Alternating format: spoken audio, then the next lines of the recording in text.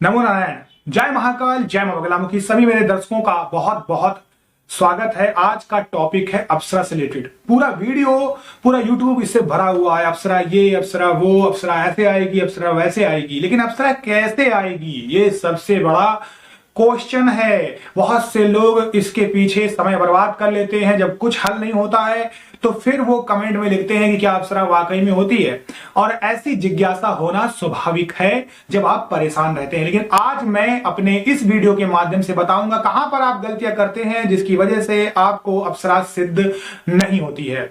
तो सबसे पहले जानिए कि अप्सरा है क्या। देखिए, अप्सरा एक 16 साल की चिर यौवना होती है जिसके शरीर से इत्र, गुलाब की फूल की खुशबू, या कह सकते हैं आप इत्र और कई प्रकार के फूलों की खुशबू आती है। उसका यौवन देखने वाला होता है।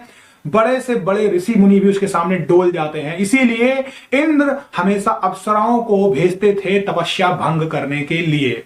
तो यह बात आपको समझ में आ गई है कि एक युवती होती है जो बहुत सुंदर होती है। शरीर की कदकाठी के हिसाब से भी, शरीर के अंदर से भी एक ऐसा चार्म आता है महक के कि आप उसमें मंत्रमुग्ध हो जाते हैं। इसीलिए हर इंसान अप्सरा को कोशिश करता है कि मेरे साथ आ जाए।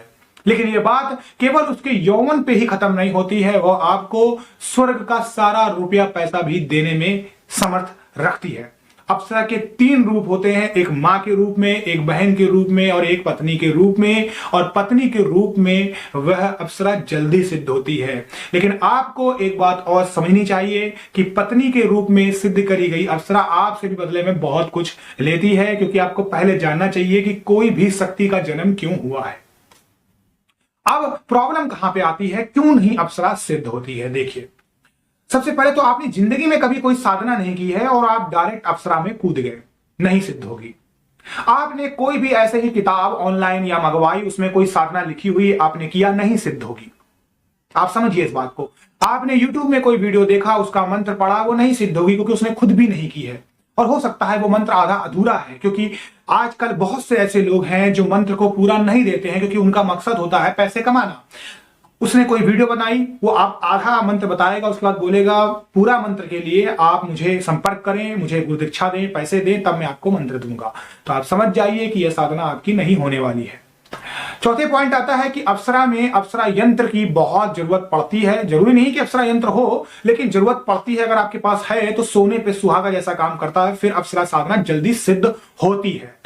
अगला पॉइंट आता है कि अप्सरा में आपको परहेज रखना पड़ता है। आपको पूर्णता आपको ब्रह्मचर्य का पालन करना पड़ेगा, यह भी कंफर्म है। अगला पॉइंट आता है कि अगर आप शादीशुदा हैं तो कोई प्रॉब्लम नहीं है जी, बिल्कुल आप कर सकते हैं अप्सरा को। ऐसा कोई नहीं है, कहीं पर भी लिखा हुआ है कि शादीशुदा के अलावा जो करेंगे उससे सिद्ध हो जाएगी, शादीशुदा से नहीं सिद्ध होगी। बस आपको शादीशुदा है तब भी आपको उस समय ब्रह्मचर्य का पालन करना होगा। यह केवल अप्सरा में ही नहीं, सभी प्रकार की साधनाओं में यह नियम लागू होता है। अगली बात आती है कि अप्सरा की साधना में हमेशा रुद्राक्ष की माला चाहिए होती है, और वो भी अभिमंत्रित होनी चाहिए। आप किसी भी बाजार से रुद्राक्ष की माला, आप स्फटिक की माला अगर खरीद लाते हैं, रुद्राक्ष नहीं, स्फटिक की माला का अगर आप प्रयोग करते हैं तो ही आपसे अप्सरा सिद्ध होती है। सभी प्रकार की अप्सरा यक्षिणियों की साधना हमेशा स्फटिक की माला से करनी चाहिए। तो स्फटिक की माला अभिमंत्रित होनी चाहिए। अगर वो माला अभिमंत्रित नहीं है, किसी भी माला को आप बाजार से यूं उठा के ले आए और आपने जपना चालू किया, तो वह काम नहीं आती है, क्योंकि उसको जाप करते करते करते करते सिद्ध होने में ही कम से कम 2 से 3 साल लग जाएंगे। तो ये बात होती है। अगली बात आती है कि जिससे भी आप अप्सरा साधना का कोई गुरु दीक्षा ले रहे हैं, अगर उसने यह साधना को किया होता है, सिद्ध करी होती है, तब अप्सरा जल्दी सिद्ध हो जाती है। अप्सरा कभी भी ट्रांसफर नहीं होती है, ये बात जान लीजिए आप। ये मैं अपने चैनल के माध्यम से एकदम कड़वा सच आपको बोल रहा हूं। जो भी ऐसा बोलता है कि मैं अप्सरा की शक्ति आपको ट्रांसफर कर दूंगा, वो सब ढोंगी 1 नंबर के लीचड़ इंसान है। तो ऐसे इंसानों से दूर रहें, पैसे खाने के चक्कर में हैं। आपको हमेशा अप्सरा खुद सिद्ध करनी होगी और सिद्ध होती है। बहुत से मेरे साधकों को अनुभव भी हुए हैं और आपको होंगे। अगर आप ये कह रहे हैं कि मैंने अप्सरा की साधना की है, अप्सरा मेरे सामने नहीं आती है, दिखती नहीं, लेकिन मेरे साथ है, तो आप जान लीजिए अभी भी आप भ्रम में जी रहे हैं। क्योंकि आप ऐसे समझिए कि अगर आप बोलते हैं कि अप्सरा आपको बहुत सारे रूप में दर्शन दे रही है लेकिन बात नहीं कर रही, तो वो क्या है? वो अप्सरा नहीं है एक्चुअली में, वो माया है, या ये कह सकते हैं वो सिर्फ एक साधना का अनुभव है। और अनुभव बहुत सारे हर इंसान को होते हैं जो भी साधना करता है, और आप इसी अनुभव में ही उलझे रह जाएंगे। तो आप ये बात समझिएगा। अप्सरा की साधना में सबसे इंपॉर्टेंट जो होता है वो होता है कि आपको रात के समय में हमेशा एक टाइम जमीन में सोना चाहिए। शाम का भोजन यानी रात्रि का भोजन आपको नहीं करना है। अगर अप्सरा साधना आपकी 8 बजे से होती है तो आपको 5 बजे से ही कुछ खा पी लेना है या 6 बजे खा लेना है, जिससे उस साधना में आपको उबासी या नींद नहीं आए। अप्सरा की साधना में हमेशा इत्र चढ़ता है, इत्र का भोग लगता है, गुलाब की पंखुड़ी जरूर चलती है, ये भी आप बात याद रखिएगा। अप्सरा की साधना में हमेशा खीर का भोग लगता है, ये भी इंपॉर्टेंट चीज है। अप्सरा की साधना में देखिए इंपॉर्टेंट चीज सबसे ज्यादा समझिएगा क्या क्या इंपॉर्टेंट है। एक इंपॉर्टेंट है कि कोई भी अप्सरा इंसान जो अपने घर में पूज रहा है कभी सिद्ध नहीं होगी, कभी सिद्ध नहीं होगी, मान के चलिए। और यही इंसान गलतियां करते हैं, क्योंकि आपके पास एक क्वेश्चन आता है कि मेरा एक ही कमरा है, मेरा एक ही घर है, तो आप दूसरी साधना करिए।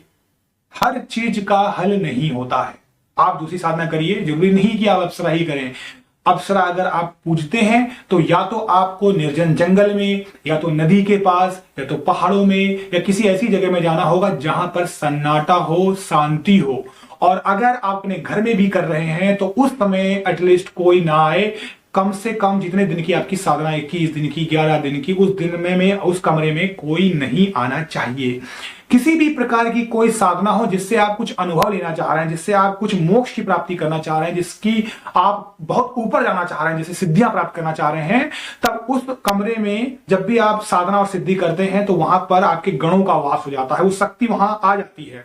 तो ऐसे में वो बर्दाश्त नहीं करेगी कि साधक के अलावा कोई और इंसान उसमें मौजूद हो, तो फिर घर में भूचाल आने लगते हैं, फिर दिक्कतें होना स्टार्ट हो जाती है। तो इसलिए मैं कहता आया हूं कि हमेशा कमरा शांत होना चाहिए, अकेला होना चाहिए और आपके लिए ही होना चाहिए। अब आता है सबसे मेन पॉइंट, जिसकी वजह से अप्सरा आपसे सिद्ध नहीं होती है। अप्सरा सिद्धि के लिए सबसे पहले आपको क्रोध भैरव को सिद्ध करना पड़ेगा। आप मेरे ही चैनल पे जाइए और डालिए क्रोध भैरव, आपको आ जाएगा। सारे मंत्र दिए हुए हैं, सब बताया हुआ है कि क्रोध भैरव का घेरा लगाइए। सारी अप्सराएं क्रोध भैरव के अधीन है। एक श्रीमान जी ने कमेंट किया था कि क्रोध भैरव क्या इतने बड़े हैं? ऐसे मूर्खों को यही नहीं पता है कि क्रोध भैरव है कौन।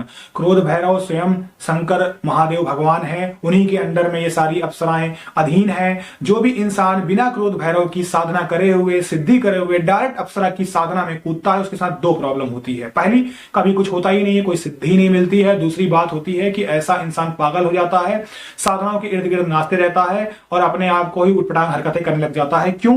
क्योंकि जो शक्तियां होती हैं, जो गण होती हैं, जो अप्सराएं होती हैं, फिर वो यक्षिणी का स्वरूप लेके भूत प्रेत बन के उसको खूब डराती है।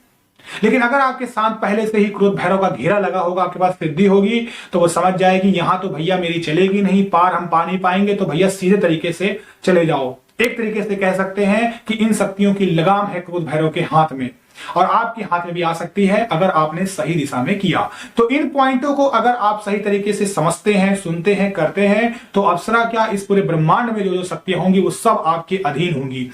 आप याद रखिए, साधना सिद्धि हर इंसान को मिल सकती है।